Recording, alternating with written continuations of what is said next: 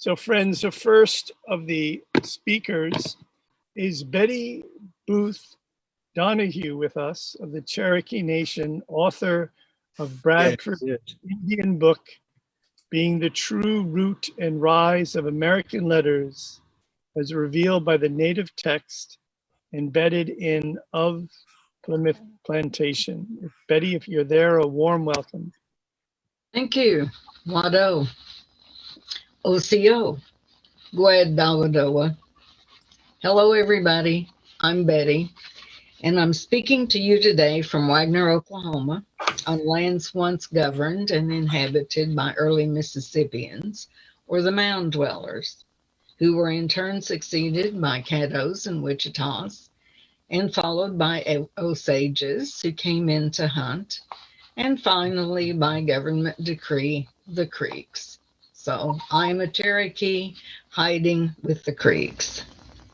Now, I coined the term Plymouth Paradigm in my volume entitled Bradford's Indian Book to make the point that had the example set by Plymouth in its first 50 years been allowed to continue, relations between America's indigenous people and the European immigrants would likely have been very different.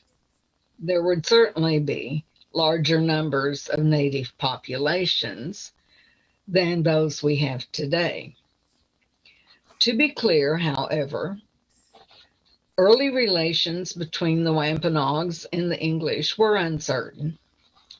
The Plymothians knew from the outset that they were settling into what was obviously someone else's town site, and they were unsure about what the native reaction to their presence would eventually be. It's safe to say that they lived in a state of apprehension until a meeting with Ousamequin, the Massasoit, was arranged by Samoset. When the March meeting with Ousamequin and his fellow tribesmen took place, something very important occurred. A ritual, or a kind of ceremony, materialized. The Wampanoags had arrived ritually attired with animal skins and paint. The English had arranged seating on the ground. They had spread out a great green rug with 3 or 4 pillows. Drums and trumpets were sounded. Food and drink were served. And then they treated of peace. This peace was maintained for 50 years with one notable exception, and that exception must be acknowledged, because no road to anything is without error. Misled by rumors of pending attack, Winslow and Standish were ordered to make a counter move. And they did approach a group of Massachusetts and killed 6 or 7 of them. Wetuwamet and Peksuit were among them. Now, this event was followed by an outraged dressing down by John Robinson, the Pilgrim supervising clergyman in Holland. And no such occurrence ever happened again during that 50-year period. The English learned to check out the rumors before reacting, and both groups began to regard each other as fellow human beings. Basically, they liked each other. The Plymothians put their trust in men like Tisquantum, Hobbamock, and even one of Hobbamock's wives. More important, Bradford's history has more than one phrase, the Indians said, and it was obvious that the Pilgrims were listening. It should be pointed out that during these first years, natives and English lived together inside the town. The biggest myth, I suppose, we have is that the English were inside the stockade and the Indians were out. No, it wasn't like that. They lived together. They gossiped, they argued, they sued each other in court, and often the Indians won their cases. They behaved as a community, and they were.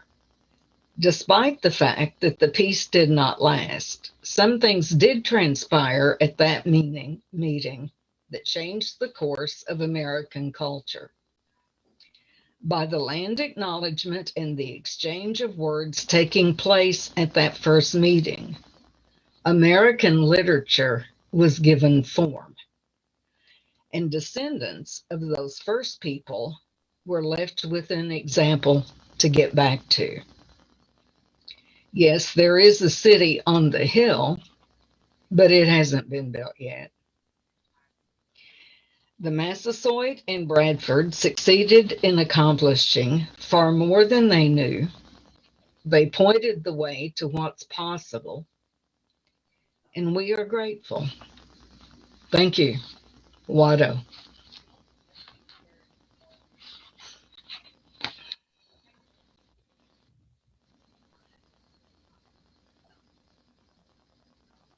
Wonderful, wonderful. Thank you, Betty. What a treat it is to see you and have you with us. Yeah, Betty, thank you. Thank you for sharing your perspective, your deep perspective.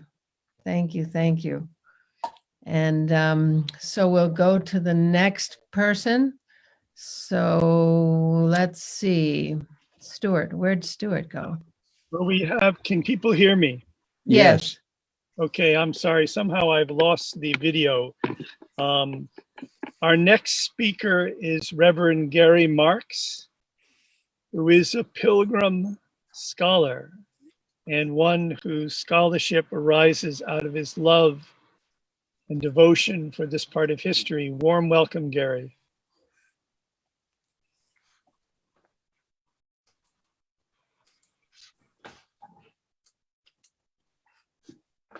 We ask Gary to please turn on your video.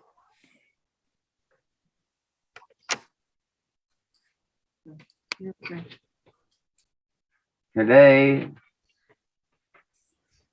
I am very happy to speak to you about the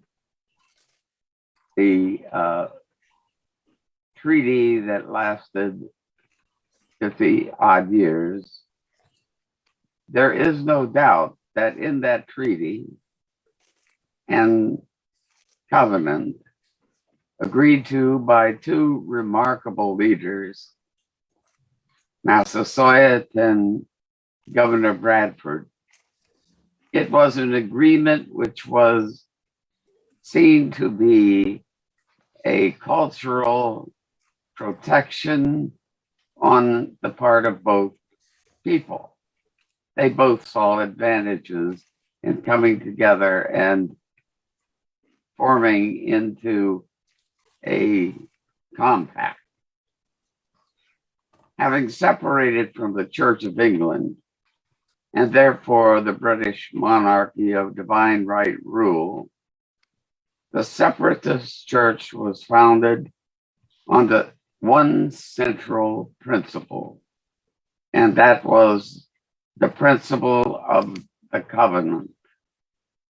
A covenant is an agreement reached and agreed to by the major part of those involved in what the Pilgrims called owning or interiorizing the covenant.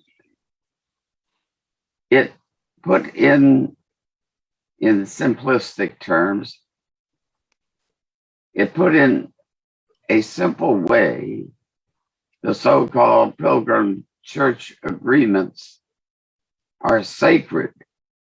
That is, in the agreements reached after due consideration, the agreement reached is a contact with the divine. And that is the connection between that which is temporal and that which is eternal. And the covenant is the bearer of that relationship. This manner of self-rule, that is, after due deliberation and consideration of all the facts and of all the circumstances involved, was applied not only to their religious gathering, but also to their civic affairs as well.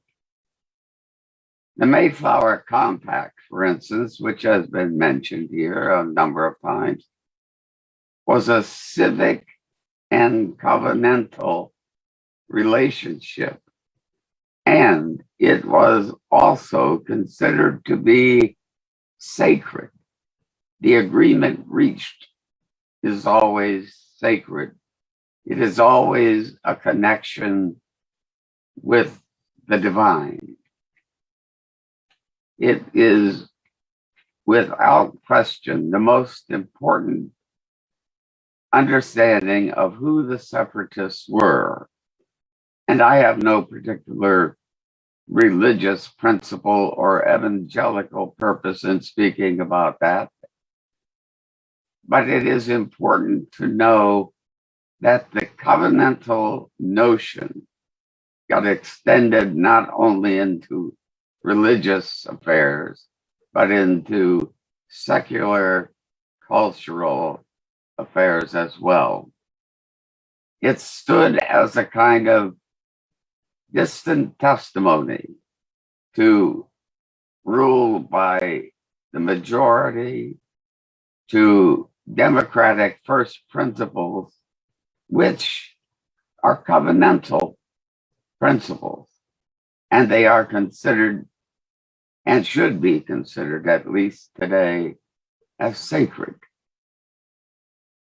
I make these comments today because I have a great love for the Pilgrim story, but I have a great love for the Native American story as well. I know more about the Pilgrims because that's been an area of my academic concentration for some years now. But I appreciate the fact that the two cultures, at least for 50 years, got together and served one another and served the common good through a kind of compact, covenant, and agreement. It is a brutal fact of history that after those 50 years, this all came apart. That there was a treatment of the native indigenous peoples that is really unforgivable, and that they were displaced and harmed. But please, when you give consideration to who the Pilgrims were, what their intentions were, and so long as their covenantal notions were binding, they were not out for land. They were out for freedom. They were out to show that governance can exist because there is a sacred dimension to it. And so I thank you for having me here today. And I hope that we can one day recover the great covenantal idea of divine visitation through the covenant. So thank you very much, and may peace prevail forever. Thank you, Gary. Wow, so good to see you, my friend. Thank you. Wonderful to be with you, and you Andrew. expressed it so beautifully. So Beautiful words, Gary. Spoken from the heart. Heartfelt thanks. Barbara is back with us. Barbara, can you come off mute? We'd love to have you pick up if that works. Okay, I'm here. So we've introduced Barbara before. Pokanoket clan grandmother and Mayflower Pilgrim descendant. Welcome, Barbara. Thank you. Thank you all for having me. Thank you, Creator. March 1621. I would like to touch upon the character of the two brothers. The Massasoit, which was the title, his name was Ousamequin, which means yellow feather.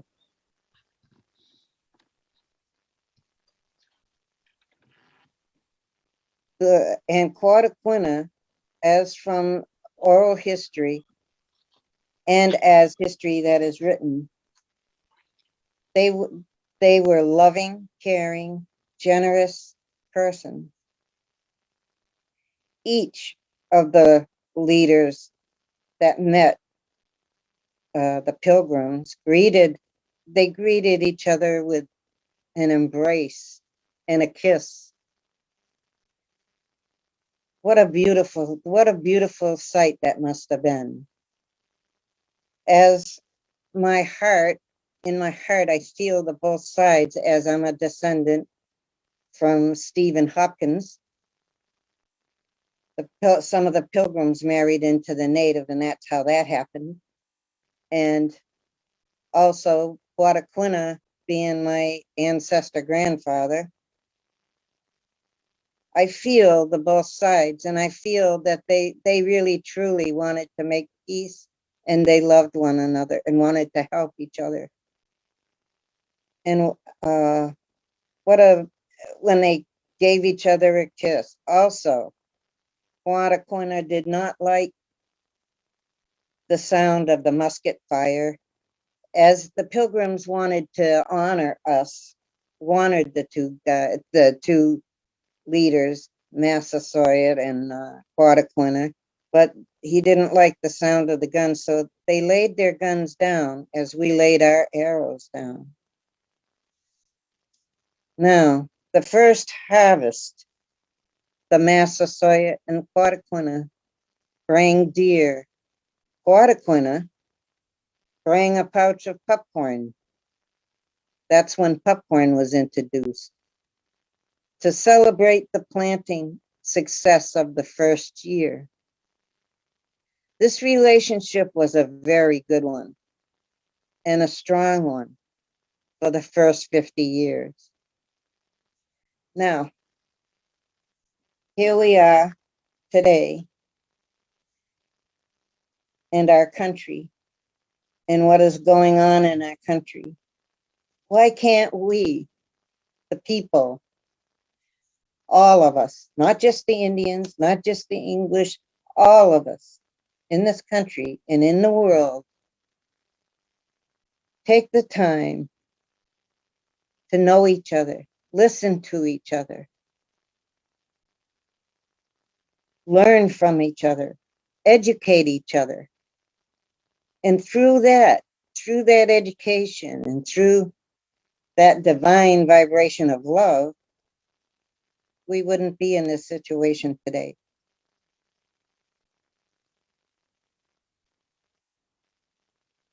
True history did start with this love and this respect.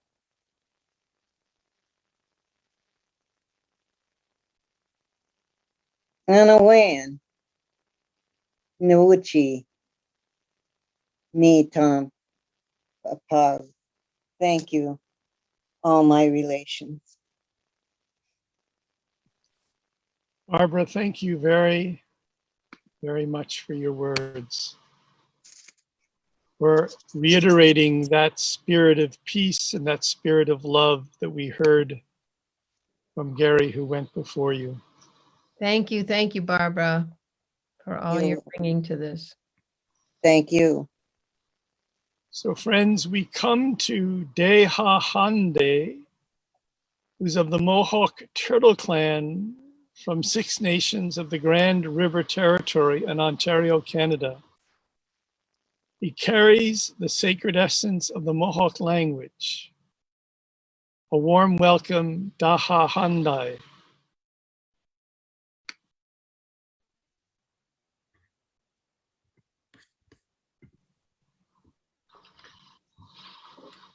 Thank you very much for having me here today. I really don't know where to start, except maybe to add on to what's already been talked about in the sense of history. And history, I got to ask myself, who is his story? And so we each have our own story of events that happened in the past.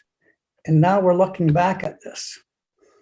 And so I have to think that this looking back into history is what we use to take us into the future.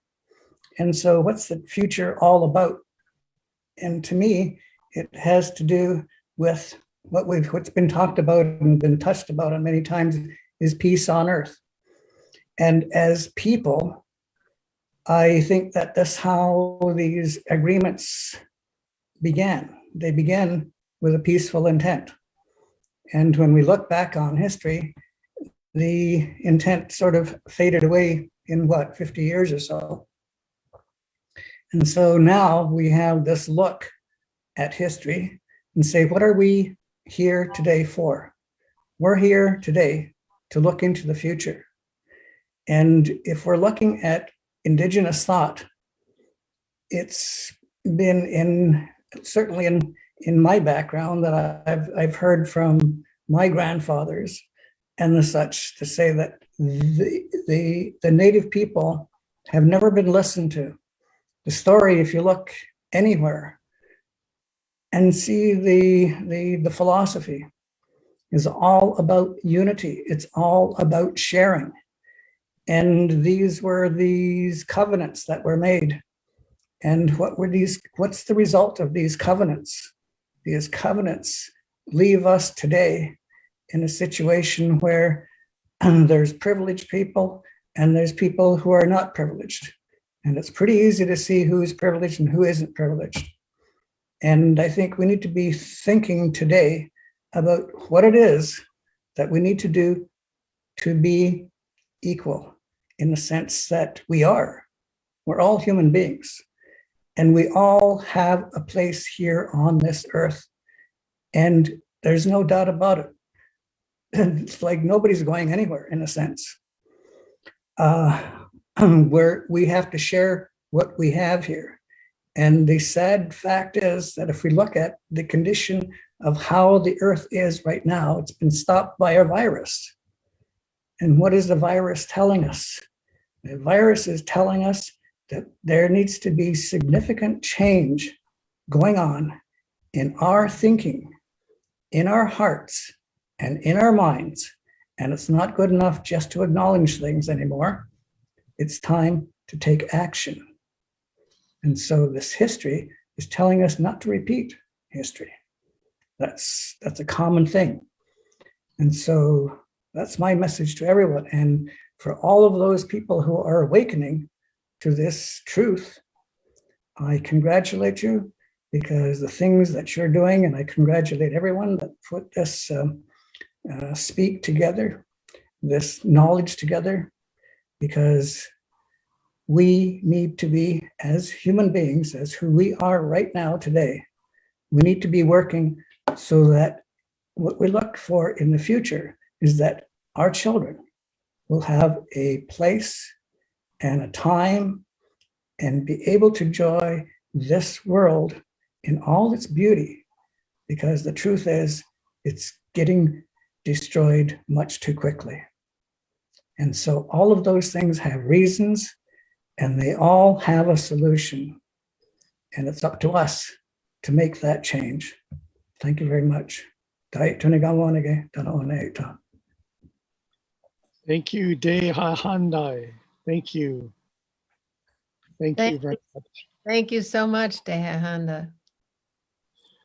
So we come to Gunnison Deer from the Ganawahe Mohawk Territory, Faithkeeper at the Mohawk Trail Longhouse, and I can add the one who was inspired to initiate the call for the return of the peacemaker. Welcome, Gunnison. Honda Signore Tenon Hoda on the Gutgowe, Koneka Dokarani Wanage, ne on the Gutgowe. Nets in you go no, Ogunhue. I just said a couple of words in my language to welcome each and every one of you in the ancient treaty protocols, because there are many nations that will probably be listening. In order for me, I'm not going to go into all of the, I guess if I would say the papers and things from that nature. I'm going to go into song, and I'm going to go into a real short understanding of my worldview. So if you ask me, who am I? I'm Ogunhue. What does that mean?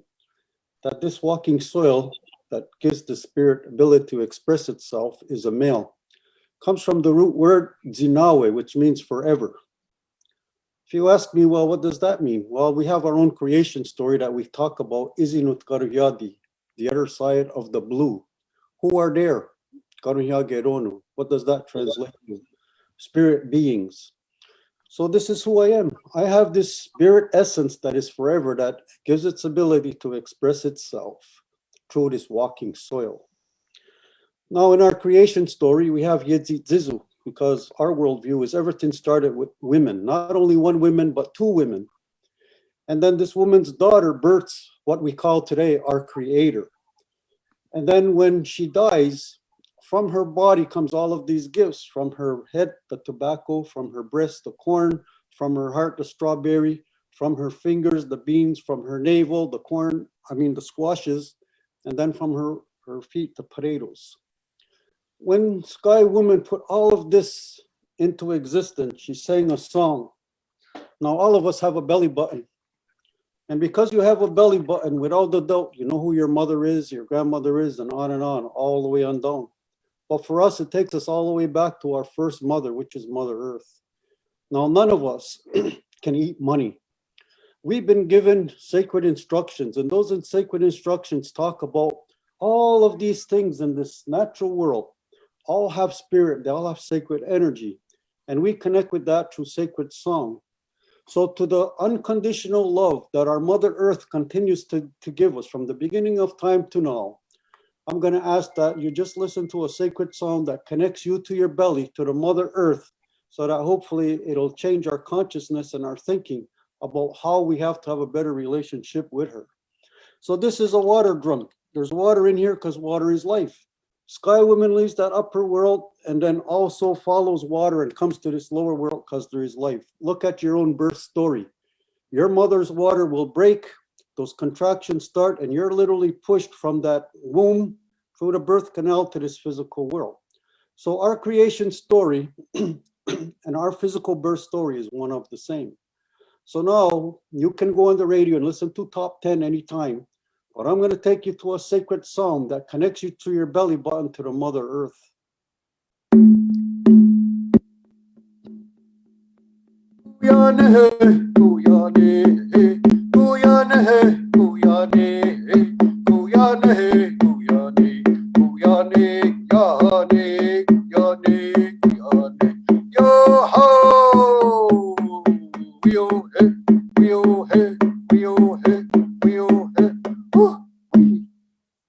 Now, that being said, when we understand this spiritual knowledge that I shared with you just now, we understand the sacredness of women, that as men, we all come out of that sacred vessel of a woman that's connected to the Mother Earth and the Grandmother Moon. And we as men are connected to the Elder Brother Sun and the Thunder beings. It all has to do with relationship.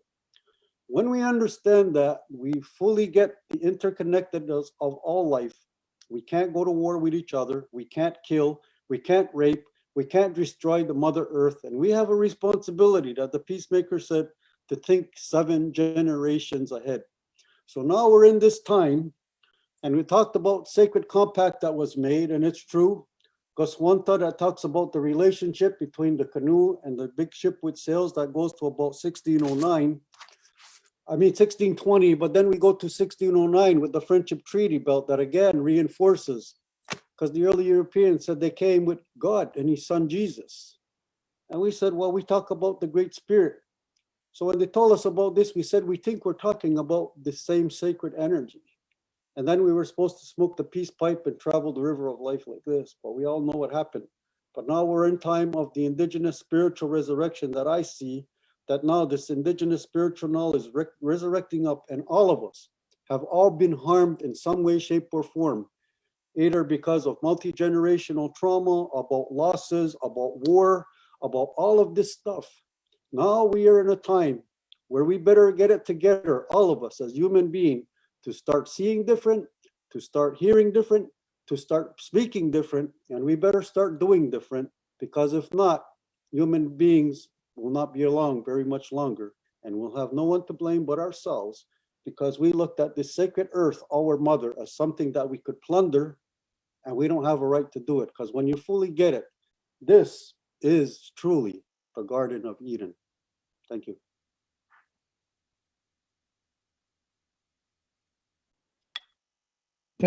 Thank you, brother. Thank you very, very much. Thank you, Kevin. Wow, Yeah. so beautiful. So happy to have you here with us. Thank you. So friends, we move to, is it Vermont, Dot? A warm welcome to you. Dot has devoted a lifetime and more to peace building, to education that inspires cooperation on behalf of the common good. Welcome, Dot. Thank you. Thank you, Stuart. And it is a great joy to be in this sacred circle with everyone today. The ageless wisdom tells us synthesis is, unity must be created. And there's a great call sounding forth in the heavens as the solar lord of love, Jupiter, and the solar lord of light, Saturn, stand together in Aquarius. And on the December solstice, 2020, they entered Aquarius together, heralding the new era and the promise of a world savior. That world savior is us, as the heart center of humanity awakens in answer to this call. In the sign of Aquarius, where both Jupiter and Saturn remain throughout 2021, they assert the necessity to understand and plan universal brother-sisterhood, the essential unity or golden relations between all worlds, as we set the template for the new Aquarian era. As our Indigenous brothers and sisters step forth in unity of purpose, hearts connected across distance, both sides of the veil, offering ancestral wisdom in all of life, wisdom that guides us, we are reminded that we are all indigenous to this beautiful planet we call home, planet Earth, and that the primary idea of Aquarius is unity through right relationships. We will then realize peace on Earth. Peace. Living in right relationship with self, others, and all life, in a spirit of sharing, cooperation, and loving understanding. This was indeed at the heart of the new America that was envisioned, and E pluribus unum, of many, one, speaks to this realization that we are not separate. We are indeed essentially interconnected with and within all of life. So in the midst of experiencing an all systems breakdown right now, we are simultaneously experiencing an all systems breakthrough as we now strive to shift from human-centric governance to ecocentric governance, based on equal and just laws that serve the common good in a world that works for everyone. Silence is the synthesis of all sound. Let us enter the silence together, hearts connected, both sides of the veil, and experience synthesis for just a moment.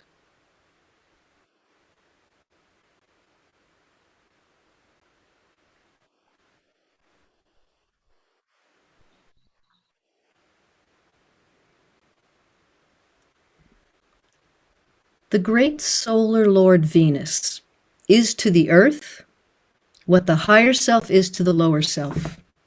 And this Friday, March 26th, Venus and Earth will align with the Sun. Thus, the manifest breath of Earth and Venus will be in golden proportion between the personality, Earth, us, humanity, and the soul, Venus, our spiritual elders, guided by the fiery center, the Sun, and the peaceful, silent will of the Creator. This moment in time is a great opportunity for us to shift in consciousness, to realize the beauty, the power, the love that we live in, to honor our oneness, coming together in unity with the shared intention to live in alignment with the original instructions from the Creator.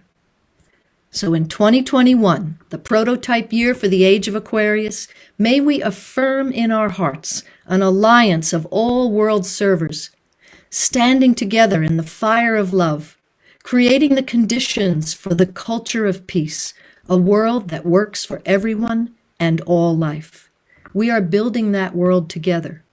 We are living love. Synthesis is, unity must be created. So be it. Om Shanti. Thank you, Dot. Thank you very much. Thank you, Dot. Thank you. Such a treat to have you here. Dot Maver, Global Silent Minute. Beautiful. Thank you, Connie and Andrew. So, Dot, your words have beautifully introduced my offering. I thank you for that.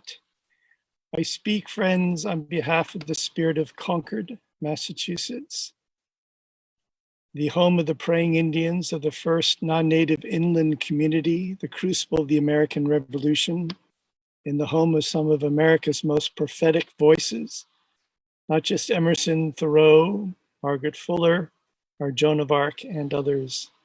I want to dedicate these few words to someone I consider a kind of a godfather, who's Tom Porter. I want to speak about the three twin principles of the Iroquois Confederation, and as a bridge into our time with a third great synthesis.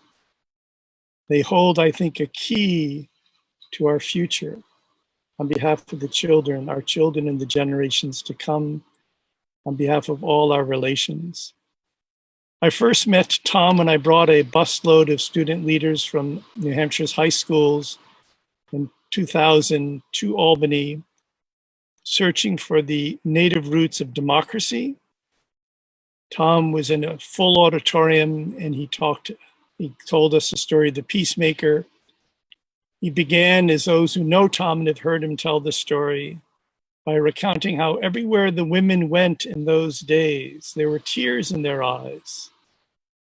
If they were by the river, if they were in their homes, if they were in their gardens, along the paths in the woods, there were tears in their eyes because their husbands, sons, fathers, brothers were dying in a horrendous war. And Tom's word raised tears in my own eyes, which led to our meeting and to a friendship that has lasted now 21 years. In terms of the story of the peacemaker, I often share with friends that it offers us the archetypal understanding of how evil, what we call evil, is truly addressed in these shores, on this land. And that is, the peacemaker didn't try to take out Tadadaho. He didn't run away from him. He didn't kneel down before him. He didn't curse him, but he sought his redemption. He sought Tadadaho's redemption, and that came to pass. The genius behind that, I believe, lies in the three twin principles of the Iroquois Confederation. And sometimes when I speak about it in schools with students, I ask them, what are the concerns that lie deepest on your hearts? What is the concern that lies deepest on your heart? The environment, education, war, whatever it is. I suggest that if you trace that concern back to its root, that you will discover an imposition of one of the three spheres of society, political, economic, or cultural, cultural being religion, education, the arts, scientific inquiry, you'll find the imposition of one of these three spheres on the others. Once again, if we think about what concerns lie deepest on our hearts, and if we ask ourselves the questions, how can we address it? If we trace it back to the root, I believe we'll discover an imposition of one of these three spheres on the others. David Corton wrote a book, When Corporations Rule the World. That is the business sphere imposing itself in a kind of a dis-ease upon the cultural and political sphere. So I want to conclude by simply mentioning my understanding through Tom and others of the three twin principles of the Iroquois Confederation. And in this sense, they are the bridge from the second synthesis to the third synthesis, which we're in the midst of as we speak and are fashioning and forging as we speak, in which we'll go into at greater length into the nuts and bolts, the devils and the details, tomorrow, beginning at 3:33 on the same Zoom gathering. And that tomorrow is the actual day, the 22nd of March, 400 years ago. So I want to build a bridge to tomorrow's gathering, beginning at 3:33 on the 400th anniversary, and a warm welcome to one and all. And from there to a global Thanksgiving, at Thanksgiving, the 400th Thanksgiving, this coming November. So the three twin principles say that if you wish to achieve justice in the political or rights sphere, we have to become righteous inwardly.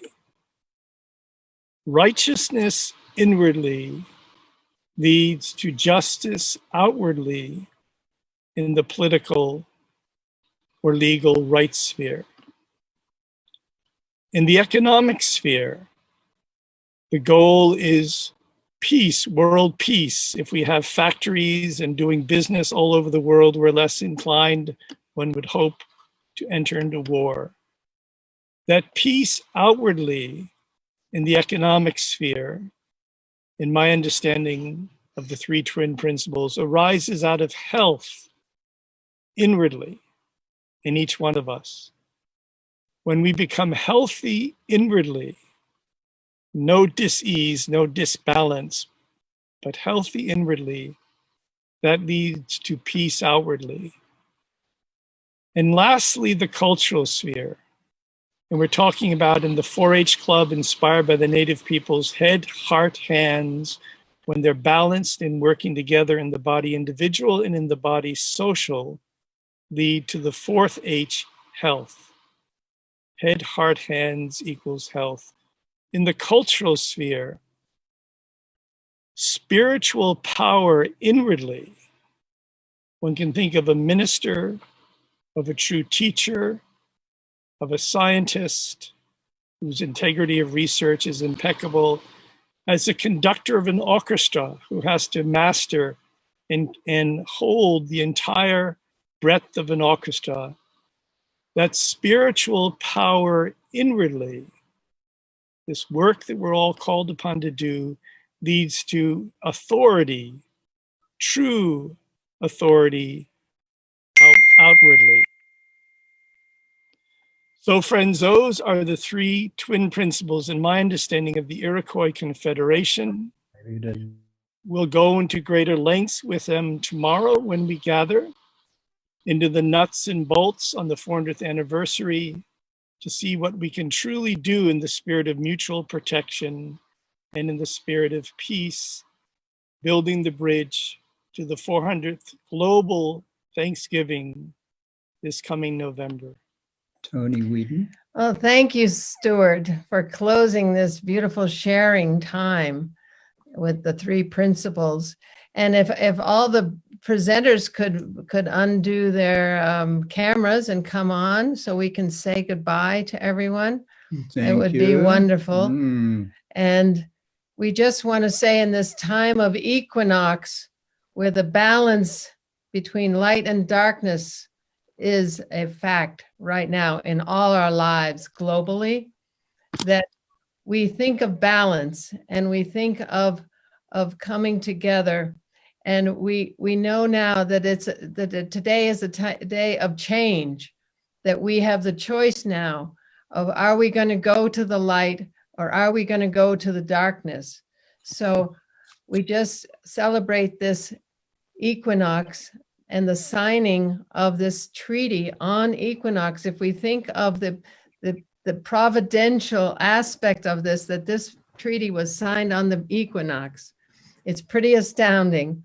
And I just thank everyone who has shared their knowledge and their hearts and spirits for coming amongst us, because these are all old friends. We've all been at this for so long. And just thank everybody for showing up and expressing and broadening what Andrew and I have brought. So, we have our perspective, everybody has their perspective, and it's said that when we all come together, we will bring the hoop of life together. We will create the hoop of life when we all put our pieces together. So thank you. And Stuart for hosting, and Stuart for picking up on this synthesis idea and championing it and bringing it forward. And also Chief Phil Lane and Adriana Alvarez and all the people who have supported this endeavor. John, who's been behind the scenes and is John John and Becky, thank you so much, family. Everybody, bless you. Yes, it's what a treat. So we could turn on, everybody could turn on their There's Brother Phil. Well, there's Brother Phil. Hi, Brother Phil. And so everybody could turn on their cameras now and say hello to everyone. And we're going to transition now. Check out your family, friends. Look at this. Yeah, we're going to transition now into, Becky, can you tell us how to get where we're going so that everybody can now speak? It will be open for a talking circle that we have to go into another Zoom. We have to know another room. And Barbara Mary Kerfus will lead that talking circle. And we'll follow the protocols of a talking circle. But I just want everybody to turn on their cameras if they can, so we can say hello, and thank you for being here. And we say hello to all those folks out in Facebook land. And we just say, let's go forward together in the name of Massasoit, the Massasoit, Ousamequin, and the Mayflower Pilgrims who met in their hearts and in a high vibration of a vision of how we could be together, walk together in peace and friendship.